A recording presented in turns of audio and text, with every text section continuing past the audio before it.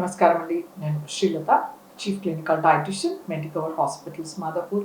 ఇవాళ మనము tea, coffee మన శరీరానికి ఏమైనా మేలు చేస్తున్నాయా? ఒకవేళ మేలు చేస్తే ఎంత మోతాదులో తాగొచ్చు? ఎలాంటి టీ, కాఫీలతో మనకి నష్టం జరుగుతుందో తెలుసుకుందాం. సో ముఖ్యంగా మన భారతదేశంలో ఈ టీ, కాఫీ అనేది అలవాటు ఇంతకు ముందు నుండి లేదు. ఇది మనకి సుమారుగా ఒక 300, 400 ఇయర్స్ నుంచి మనకిది అలవాటులోకి వచ్చింది. సో మనకి ఇండియాలో ప్రతి ఒక్కరు బిలో పవర్టీ లైన్ నుండి ఎఫ్లూయెంట్ ఫ్యామిలీస్ వరకు ప్రతి ఒక్క ఇన్కమ్ గ్రూప్ వాళ్ళు పొద్దున్న లేవగానే టీ తీసుకోవడం ఆర్ కాఫీ తీసుకోవడం అనేది ఒక అలవాట్లాగా మారిపోయిందనమాట.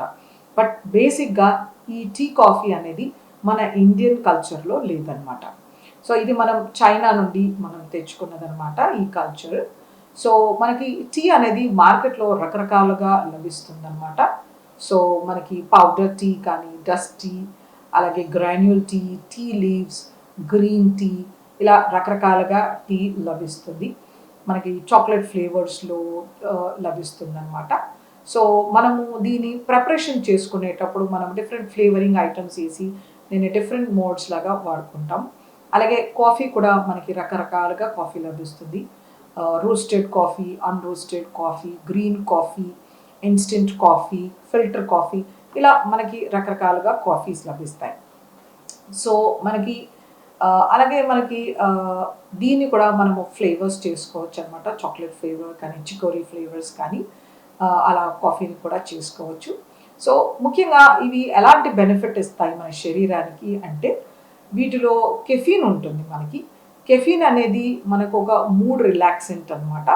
మనము స్ట్రెస్ అయినప్పుడు కానీ, టయర్డ్ ఉన్నప్పుడు కానీ ఒక కప్పు కాఫీ, టీ తాగినా కూడా, తలనొప్పి ఉన్నప్పుడు ఒక కప్పు టీ, కాఫీ తాగినా కూడా మనకు ఒక రిలాక్సేషన్ అనేది, ఒక పాజిటివ్ ఫీలింగ్ అనేది వస్తుంది, ఒక ఫ్రెష్నెస్ అనేది వస్తుంది అనమాట.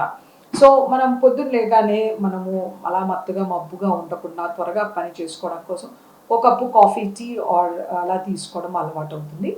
సో అది పర్వాలేదు. సో ఈ టీ, కాఫీలో మనకి రకరకాల పాలిఫినోలిక్ కాంపౌండ్స్, యాంటీ ఆక్సిడెంట్స్, కొంత మేరకు vitamins, minerals లభిస్తాయన్నమాట.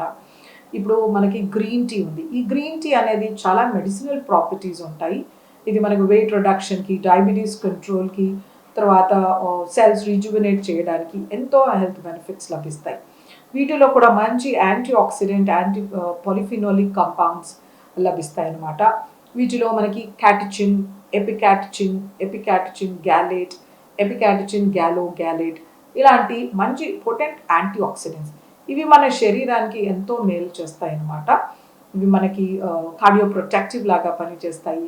Anti cancer properties గాను, వెయిట్ రిడక్షన్కి, ఇంకా సెల్స్ మంచిగా మెచ్యూర్ అవ్వడానికి హెల్ప్ చేస్తాయి అన్నమాట. సో మనకి ఇన్ని రకాల టీ, కాఫీస్ ఉన్నప్పుడు మనం యూజువల్గా మార్నింగ్ తీసుకునే టీని మనము పెప్పర్ టీ కానీ, జింజర్ టీ కానీ, లేకపోతే మసాలా టీ కానీ, లేకపోతే తులసి టీ కానీ, లేకపోతే మింట్ టీ కానీ, ఇలా రకరకాల ఫ్లేవర్స్ చేసుకోవచ్చు అనమాట. ఇప్పుడు నేను చెప్పిన ఫుడ్ ఐటమ్స్ ఏవైతే స్పైసెస్ అండ్ లీవ్స్ ఉన్నాయో వీటిలో యాంటీ ఇన్ఫ్లమేటరీ ఎఫెక్ట్, ఎనాల్జీసియా ఎఫెక్ట్ ఉంటుంది. యాంటీ ఇన్ఫ్లమేటరీ అంటే వాపు, నొప్పి తగ్గించే కెపాసిటీ ఉంటుంది. ఎనాల్జీసియా అంటే నొప్పి తగ్గించే కెపాసిటీ అనమాట.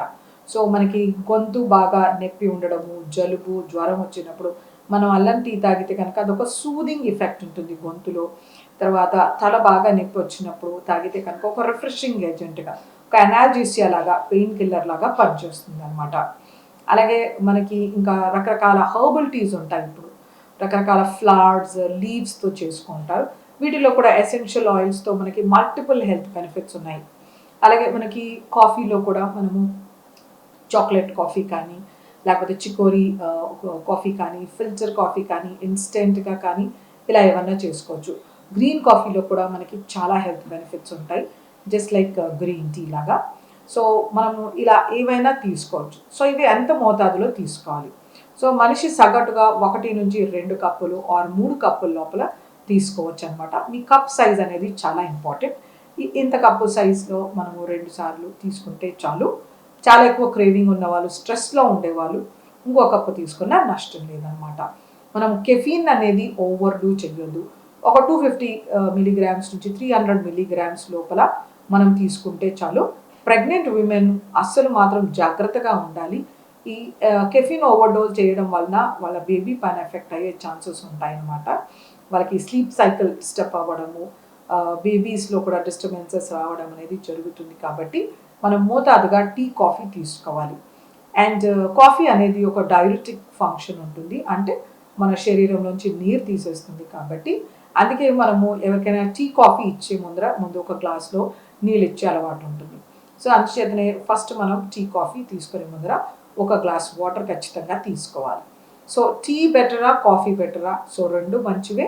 చాలా స్టడీస్ చెప్తున్నాయి black coffee is excellent weight రిడక్షన్‌కి, కార్డియో ప్రొటెక్టివ్, డయాబెటీస్ కంట్రోల్‌కి అని. సో బ్లాక్ కాఫీ తీసుకోవచ్చు. అలాగే మనం బ్లాక్ టీ, లెమన్ టీ ఇలా కూడా తీసుకోవచ్చు. ఇవి కూడా మంచి ప్రొటెక్షన్ లభిస్తుందనమాట. సో ఈ టీ, కాఫీని మీరు ఎలా చేస్తారనేది చాలా ఇంపార్టెంట్.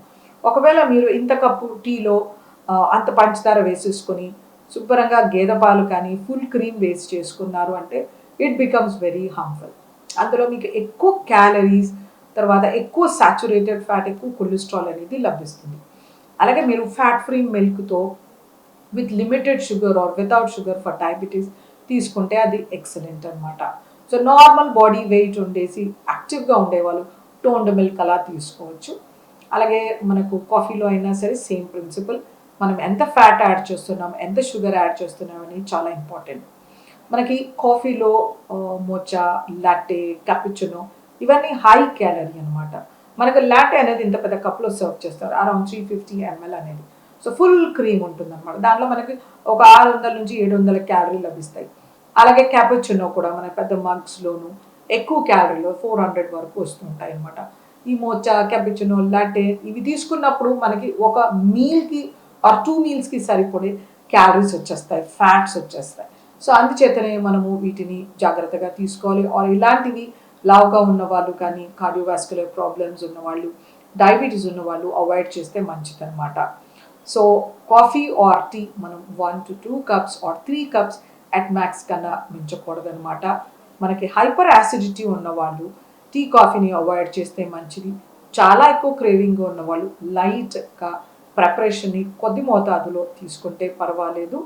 సో ఇలాంటి జాగ్రత్తలు తీసుకుంటూ మనము హెల్దీ వే ఆఫ్ టీ, కాఫీని ప్రిపేర్ చేసుకుంటే మనకు ఎటువంటి నష్టం అనేది ఉండదు.